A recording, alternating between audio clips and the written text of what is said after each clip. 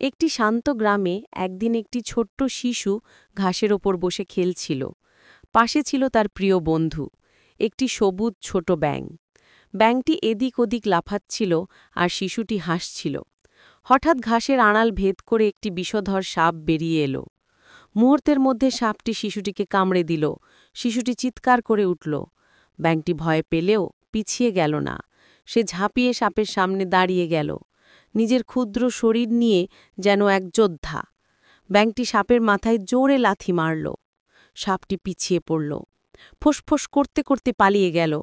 ব্যাঙটি দ্রুত শিশুটির কাছে গিয়ে তাকে ছুঁয়ে দেখল, যেন বুঝতে চাইছে, তুই ঠিক আছিস তো? কিছুক্ষণের মধ্যে গ্রামের লোকজন এসে শিশুটিকে চিকিৎসা করালো, আর সবাই অবাক হয়ে দেখল এই ছোট্ট ব্যাঙটি আজ এক শিশুর প্রাণ বাঁচিয়ে দিল। গ্রামে সেই দিন থেকে সবাই ব্যাঙটিকে এক নামে ডাকতে লাগল, সাহসী বন্ধু।